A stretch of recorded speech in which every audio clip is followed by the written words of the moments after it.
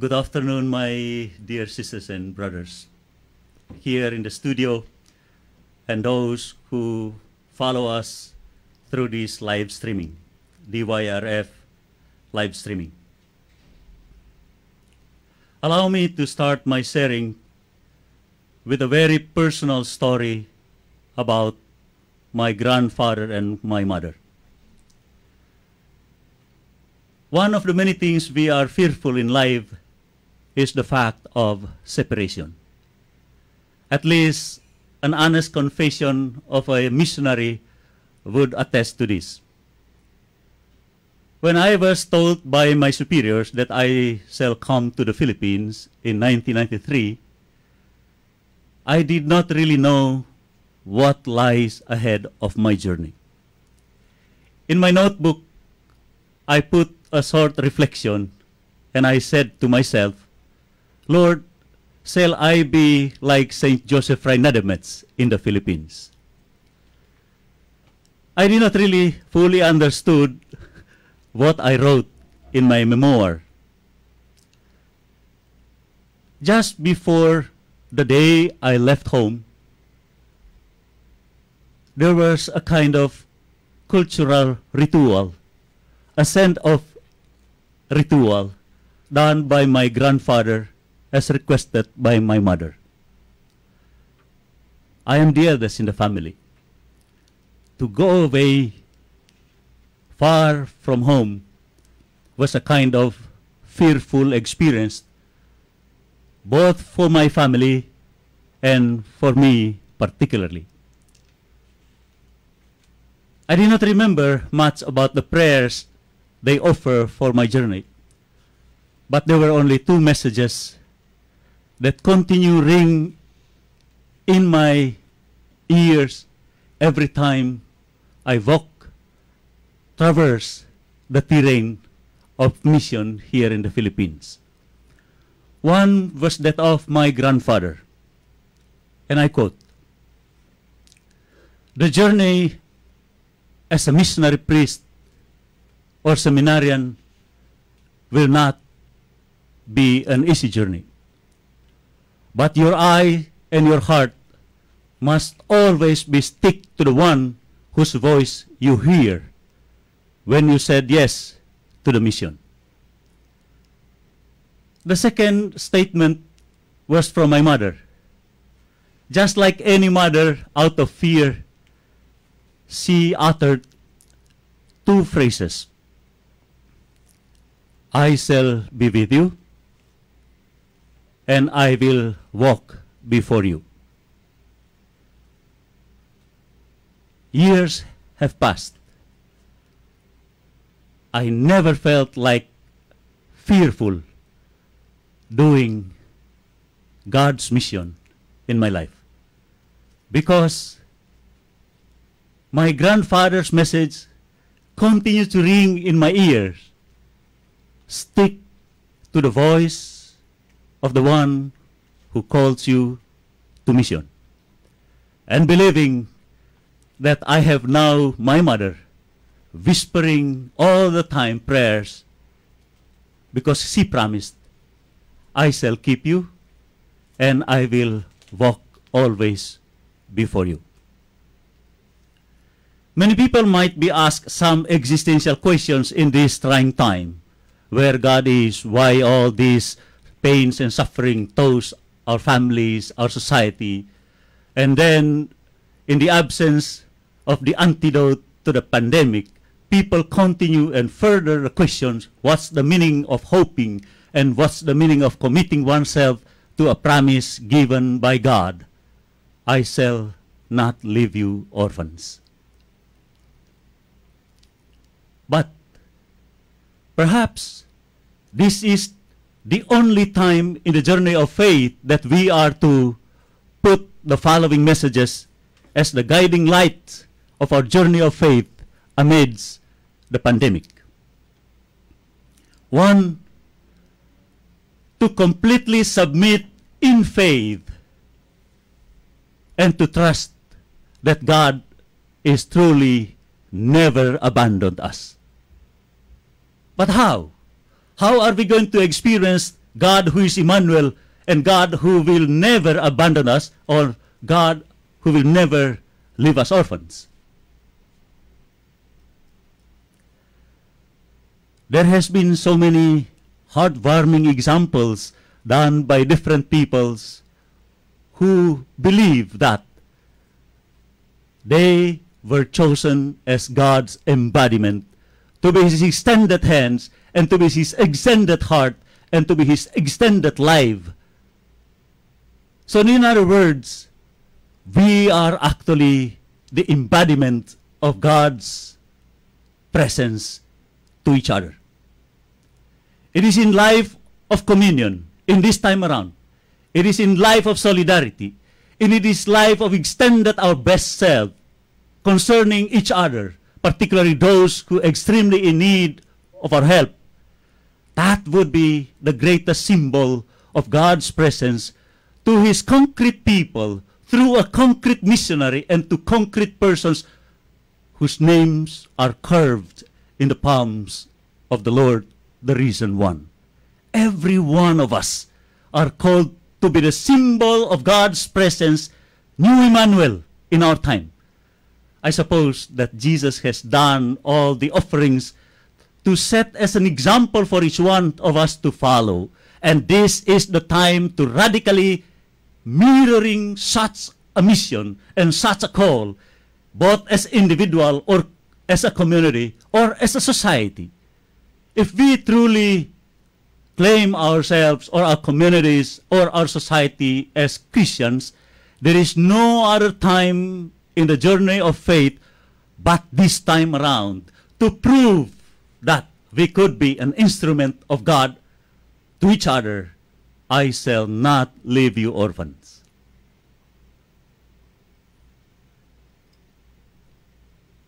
The second message, love was the essence of Jesus' life. I don't know if you are interested to watch a movie in this trying time when you have the luxuries of time. I would suggest to watch Karol Wojtyła, a Pope. In one of the conferences he gave when he was assigned as lecturer in Louvain, Belgium, during springtime, he brought a group of small number of students to a hillside of Belgium, and he was talking about love. And then I remember it very well. Love, according to the conversation that the young Karol Wojtyła shared to his student, is defined as gambling one's destiny for others. It was not romantic at all, in a sense, because for someone to gamble oneself for the other is a real sacrifice. And that's precisely the message of the second reading we heard earlier, and it has been a command for us to live by in the Gospel of John said earlier. For us as with the missionaries, there is no greater love, said St. Arnold Janssen, but life totally dedicated for witnessing and proclamation of the gospel. A missionary must be a hero of trusting in God, and thus he should be capable of gambling his own self and his own life, because it is in such ethos of living that we were redeemed. That definition of Karol Wojtyła was, I suppose, drawn from the second reading you heard earlier. It is in the sacrifice and through the sacrificial self-offering of Jesus on the cross that we are made free and we are redeemed. We are brought home to God's loving embrace and communion. But there must be a missionary going. There must be someone who is willing to listen to the call and someone who is ready to offer his or her life for such a call. Worship the Lord is another way of looking at the opening statement of the second reading. Reverence the Lord with your hearts. I used to join the charismatic movements, Catholic Charismatic Carolinians, Fire of God Ministries, and we always say to each other, the real worship is not inside the chapel, because the real worship must be the extension of the chapel in the real living and concrete self-giving and self-sharing out there, and it must be done courageously. We worship with reverence the resurrected Lord in our individual lives through consecrating and baptizing our individual lives, our community life, our family life, and our societal life with the very spirit of Jesus' self-emptying, kenosis, in order for us to have a fuller life as redeemed sons and daughters. And so, through the self-offering of the righteous, even the unlovable is loved unconditionally by the Father. Our communion with Jesus and our following of His love must be reflected in the concrete choices we do every single day and extend it to each other and those to whom and for whom God called us to be. And finally, I shall not abandon you, or I shall not leave you as an orphan, demands another third message.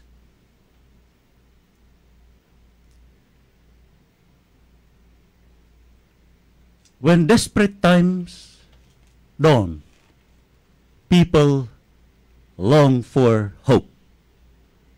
When dreams are collapsed, people need new vision.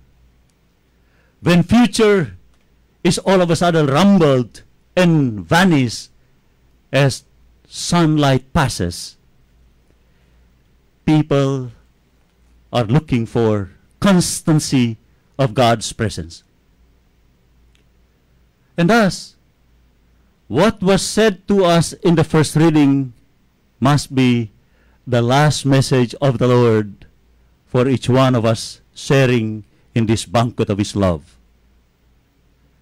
Philip, in good time and bad time, whether being listened to or rejected, he stood his ground, proclaiming that the Lord is risen. He is one of the witnesses, and the conversion was all called. Perhaps in this trying time, we too must be a message of hope, a message of solace, a message of new light and new vision, a message that Jesus was living for and died for. His earthly ministry was hope, new life, resurrection. Through His acts of compassion, forgiveness, new table of fellowship. There is no other reassuring message for each one of us in this trying time but the message of God's resurrection. And it must be starting with us. We should tell ourselves that the Lord is alive in me in order for us to be able and capable of witnessing the Lord who is risen to our brothers and sisters. And so, to bring this sharing to a close, when everything was hopeless, when everything seems to be failing, St. Arnold Johnson says to the early members of his community,